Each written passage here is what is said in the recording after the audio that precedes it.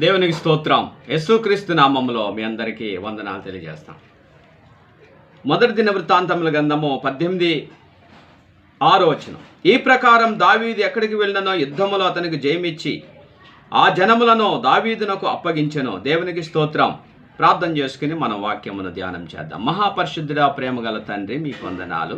ప్రియా ప్రజలతో మాట్లాడు, మీ మాటలను విని గ్రహించి లోబడి విధేయులుగా బ్రతుకున్నట్లుగా యేసు నామమున అడిగి ప్రార్థించున్నా.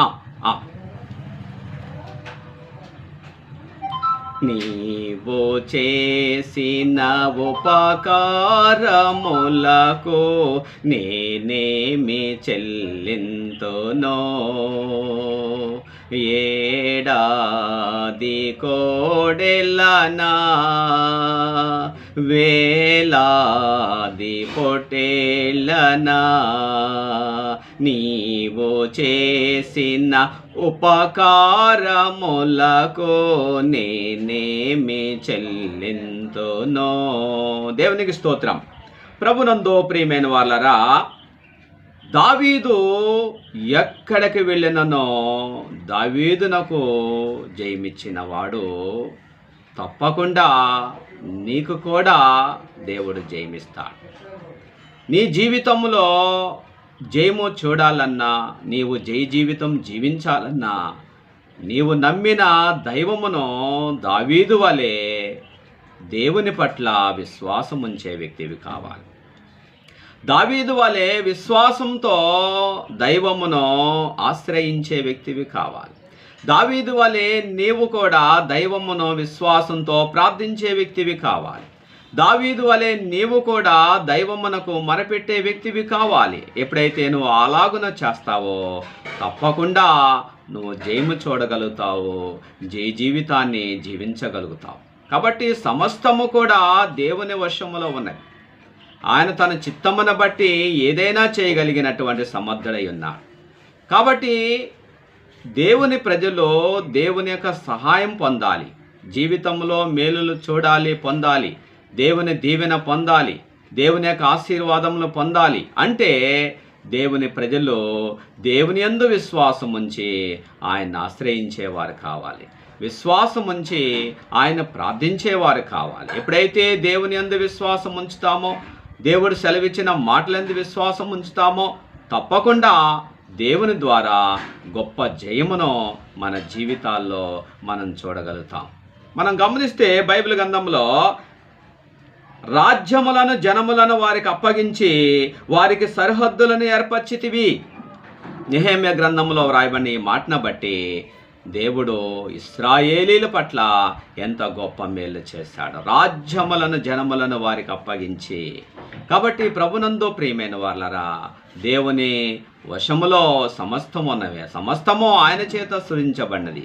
కాబట్టి ఆయనను మనం ఆశ్రయించి ఆయన మనం ప్రార్థన చేసినప్పుడు తప్పకుండా దేవుని యొక్క గొప్ప సహాయమును మనం పొందుకునేటువంటి వారము కాగలుగుతాం. మనం గమనిస్తే ఇదే దినవృత్తాంతముల గ్రంథము 5వ అధ్యాయము 21-22 వచనాల్లో మనం గమనిస్తే ఇశ్రాయేలు ప్రజలు ఏం చేసినారో ఇక్కడ చెప్పబడుతూ ఉన్నది. యుద్ధమందు వారు దేవునికి మొరపెట్టగా ఆయన మీద వారు నమ్మికించినందున ఆయన వారి మొర ఆలకించెను.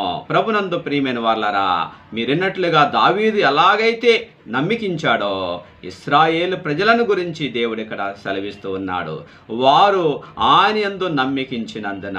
కాబట్టి ప్రభునందు ప్రియమైన వాళ్ళరా, మనం ఎప్పుడైతే దేవుని యందు మనం నమ్మికించి విశ్వాసంతో మనం జీవిస్తామో, విశ్వాసంతో మనం ఆయన్ని ఆశ్రయించి అనుసరిస్తామో తప్పకుండా మనము జయము చూడగలుగుతాం. ఎందుకంటే హెబ్రీ పత్రికలో మనం గమనిస్తే విశ్వాసము ద్వారా గొప్ప కార్యాలు వాళ్ళు చేసినట్లుగా, భక్తులు విశ్వాసం ద్వారా గొప్ప కార్యాలు సాధించినట్లుగా హెబ్రీ పత్రికలో చెప్పబడుతుంది.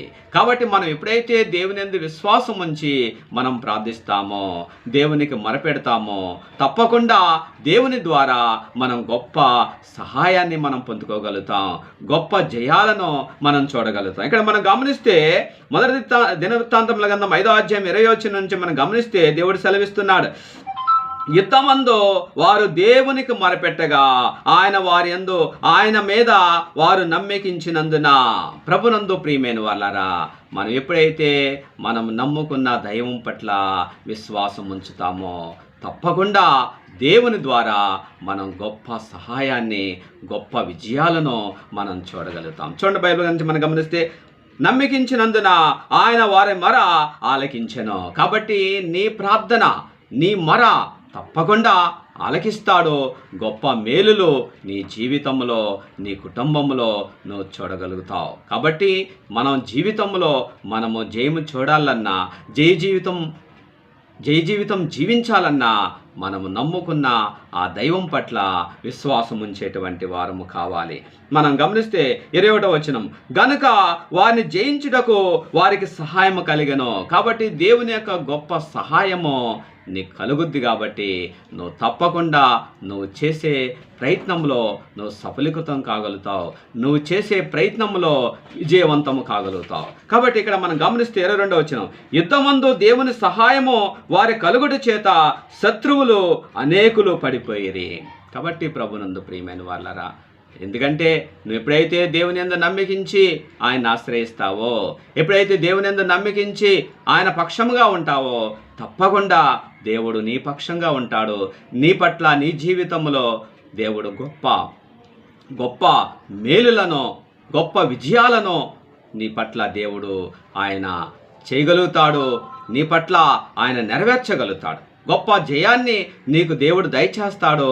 గొప్ప ఆశీర్వాదాన్ని కూడా దేవుడు నీకు దయచేస్తాడు. కాబట్టి ప్రభునందు ప్రియమైన వాళ్ళరా, దావీదు ఎక్కడికి వెళ్ళిననో అలాంటి జయాలు చూడగలిగినాడంటే గల కారణం ఏంటంటే దావీదు దేవుని పట్ల నమ్మికించాడు. కాబట్టి నీవు కూడా నీ జీవితంలో అవిశ్వాసం చెందక జయము చూడాలి, జయ జీవితము నువ్వు జీవించాలంటే నువ్వు ఎల్లప్పుడూ కూడా దేవుని యందు విశ్వాసం ఉంచి, విశ్వాసమున కర్తయు దాన్ని కొనసాగించేటువంటి యేసయ్య తట్టు చూస్తూ నీ జీవిత పయనమును కొనసాగించినప్పుడు నువ్వు జయము చూడగలుగుతావు, జయ జీవితం జీవించగలుగుతావు. నీ జీవితము ఎంతో ధన్యకరమవుతుంది. దేవునికి స్తోత్రం. దేవుడి పరిశుద్ధ మాటలు దీవించును గాక. ప్రార్థన చేసుకుందాం. మహాపరిశుద్ధుడా, ప్రేమగల తండ్రి, మీకు వందనాలు. ప్రియ ప్రజలతో మాట్లాడిన ప్రతి మాటను బట్టి వందనాలు. విన్న మాటలు గ్రహించి లోబడి విధేయులై మీకు ప్రియమైన బిడ్డలుగా విశ్వాస సంబంధమైన మంచి జీవితాన్ని బిడ్డలు జీవించేటట్లుగా మీ యందు ఎల్లప్పుడూ విశ్వాసం ఉంచి దావీదు వలె మిమ్మలను విశ్వాసంతో ఆశ్రయించి విశ్వాసంతో ప్రార్థన చేస్తూ నాయన జీవితంలో వాళ్ళు జయమును పొందిన నిమిత్తమై మీతో అయా తండ్రి మిమ్మలను ఆశ్రయించి మీకు ప్రార్థించేవారుగా, మీకు మొరపెట్టేటువంటి వారుగా చేయండి. అలాంటి గొప్ప కృపా పరిశుద్ధాత్మ శక్తి బిడ్డలకు దయచేయమని యేసు నామములో అడిగి ప్రార్థించున్నాం. దేవునికి స్తోత్రం. యేసుక్రీస్తు నామములో మీ అందరికీ వందనాలు తెలియజేస్తాను.